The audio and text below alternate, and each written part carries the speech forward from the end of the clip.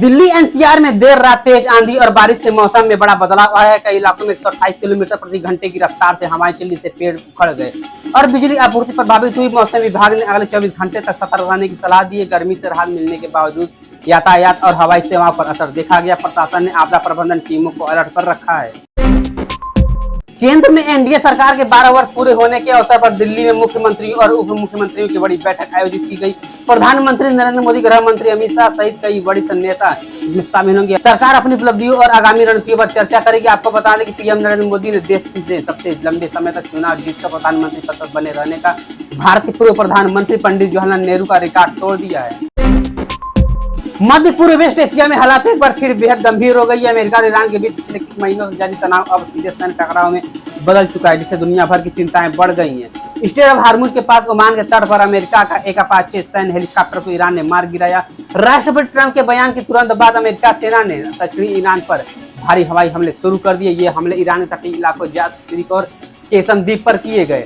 फिर ईरान ने भी बहरीन में अमेरिकी सैन्य अड्डों पर ड्रोन हमला किया। देखिए, ईरान चाहता है कि अमेरिका स्ट्रेट ऑफ हार्मुज को घेर कर रखा है, उसे वहां से तुरंत हट जाना चाहिए।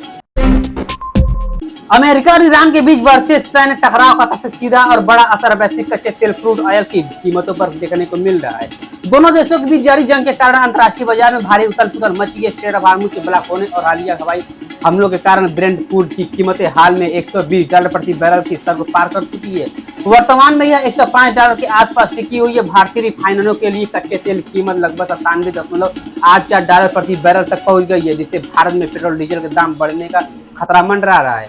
ग्लोबल रेटिंग एजेंसी फिच के अनुसार यह उछाल उत्पादन क्षमता में कमी के कारण नहीं बल्कि सप्लाई रूट में आई रुकावट की वजह है। जैसा कि आपको बता दें कि यदि किसी भी चीज की सप्लाई रुक जाती है तो चीज भी महंगी हो जाती है, और यदि तनाव जल्द ही नहीं थमा तो दुनिया भर में महंगाई और ईंधन का संकट गहरा सकता है। राज्यसभा में विवाद के बाद भारतीय रुपया डॉलर के मुकाबले दबाव में है और लगातार कमजोर होता जा रहा है। रुपया पर दबाव के 3 मुख्य कारण है: कच्चे तेल की कीमतें और पश्चिम एशिया ईरान अमेरिका युद्ध में बढ़ते तनाव से रुपया सीधा दबाव में है। भारत को अपनी अधिकांश तेल की आवश्यकता आयात करना पड़ता है, जिससे डॉलर अधिक बढ़ता है। दूसरा है विदेशी पोर्टफोलियो निवेशक भारतीय बाजार से 1.6 लाख करोड़ से अधिक निकाल रहे हैं, यानी 2025 में यह पैसा निकाला गया था। अमेरिका में बढ़ती ब्याज दरें और बेहतर रिटर्न की संभावना से निवेशक भारत से पैसा वापस ले रहे हैं, जिससे डॉलर की मांग बढ़ रही है। तीसरा है अमेरिका भारत के बीच लटकी हुई ट्रेड डील से निर्यातक सावधानी बरत रहे हैं, जिसमें एफडीआई घट रहा है। अमेरिकी डॉलर की वैश्विक मजबूती और उच्च ब्याज दरों से रुपये पर अतिरिक्त दबाव बना हुआ है। इसके परिणाम स्वरूप रुपया 95.80 के रिकॉर्ड निचले स्तर पर आ गया है। भारत में प्रदूषण कम करने, पेट्रोल पर निर्भरता घटाने, ऊर्जा सुरक्षा बढ़ाने के उद्देश्य से E85 ईंधन को बढ़ावा दिया जा रहा है। E85 एक वैकल्पिक ईंधन है जिसमें 85% इथेनॉल और 15% पेट्रोल का मिश्रण होता है। यह ईंधन पारंपरिक पेट्रोल की तुलना में अधिक पर्यावरण अनुकूल माना जाता है और इसमें कार्बन उत्सर्जन में कमी आती है। इथेनॉल मुख्य रूप से गन्ने, मक्का, टूटे चावल और अन्य कृषि उत्पादों से तैयार किया जाता है। E85 ईंधन का सबसे बड़ा लाभ यह है कि इससे पेट्रोल की खपत कम होती है। भारत हर साल अरबों डॉलर का कच्चा तेल आयात करता है। यदि अधिक मात्रा में इथेनॉल आधारित ईंधन का उपयोग बढ़ता है तो विदेशी मुद्रा की बचत होगी। आपको बता दें कि इथेनॉल एक नवीकरणीय ईंधन है। इसके उपयोग से कार्बन डाइऑक्साइड, कार्बन मोनोऑक्साइड तथा अन्य हानिकारक गैस उत्सर्जन कम होता है। इससे वायु प्रदूषण को नियंत्रित करने में मदद मिल सकती है। देखिए, E85 ईंधन का उपयोग केवल फ्लेक्स फ्यूल वाहनों में ही किया जा सकता है। भारत में इलेक्ट्रिक वाहनों की मांग लगातार बढ़ रही है। बढ़ती पेट्रोल डीजल की कीमतों, पर्यावरण के प्रति जागरूकता और सरकार की प्रोत्साहन योजनाओं के कारण लोग इलेक्ट्रिक वाहनों को तेजी से अपना रहे हैं। सरकार चार्जिंग इंफ्रास्ट्रक्चर के विस्तार और ईवी खरीद पर विभिन्न सब्सिडी प्रदान कर रही है, जिससे उपभोक्ताओं को लाभ मिल रहा है। कई प्रमुख ऑटोमोबाइल कंपनियां भी नए इलेक्ट्रॉनिक मॉडल को बाजार में उतार रही है।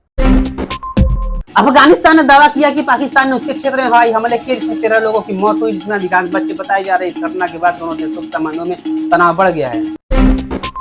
G7 शिखर सम्मेलन के दौरान 16 से 17 जून को प्रधानमंत्री नरेंद्र मोदी और अमेरिकी राष्ट्रपति डोनाल्ड ट्रंप की मुलाकात होने की संभावना बताई जा रही है। दोनों नेताओं के बीच व्यापार, रक्षा सहयोग और वैश्विक सुरक्षा जैसे मुद्दों पर चर्चा हो सकती है। 92वां G7 शिखर सम्मेलन 15-17 जून 2026 तक फ्रांस के इवियन-लेंस शहर में आयोजित किया जा रहा है। फ्रांस के राष्ट्रपति इमानुएल मैक्रोन इस वार्षिक सम्मेलन की अध्यक्षता कर रहे हैं। इसके सदस्य देश Canada, France, Germany, Italy, Japan, United kingdom और संयुक्त राज्य अमेरिका। भारत को भी G7 में न्योता दिया जाता है। इसका मुख्य उद्देश्य वैश्विक अर्थव्यवस्था, जलवायु परिवर्तन और अंतर्राष्ट्रीय सुरक्षा जैसे प्रमुख मुद्दों पर चर्चा करना है। 10 जून 2026 को भारतीय सराफा बाजार में सोने और चांदी की कीमतों में हल्का उतार चढ़ाव देखने को मिला। 24 कैरेट सोने की कीमत प्रमुख शहरों में लगभग 99,000 से 1,10,000 प्रति 10 ग्राम बीच दर्ज की गई, जबकि 22 कैरेट सोना 90,000 से 92,000 प्रति 10 ग्राम के आसपास कारोबार करता दिखाई दिया। वहीं चांदी की कीमतें करीब 1,08,000 से 1,12,000 प्रति किलोग्राम के बीच रही। बंटवारा 1947 फिल्म आमिर खान की प्रोडक्शन और राजकुमार हिरानी के डायरेक्शन में बनी भारतीय विभाजन की पृष्ठभूमि पर आधारित एक ऐतिहासिक और भावनात्मक फिल्म है। यह फिल्म वर्ष 1947 में भारत और पाकिस्तान के बंटवारे के दौरान लाखों लोगों द्वारा झेली गई पीड़ा, विस्थापन और सांप्रदायिक हिंसा को दर्शाती है। कहानी उन परिवारों के इर्द गिर्द घूमती है जो अचानक बदली राजनीतिक परिस्थितियों के कारण अपने घर, जमीन और रिश्ते से बिछड़ जाते हैं। फिल्म में दिखाया गया कि किस प्रकार विभाजन ने आम लोगों के जीवन को प्रभावित किया। यह फिल्म 14 अगस्त 2026 को सिनेमा घरों में रिलीज होगी। अगर ये वीडियो अच्छे लगे तो हमारे चैनल को सब्सक्राइब करना, वीडियो को शेयर करना बिल्कुल भी ना भूलिए।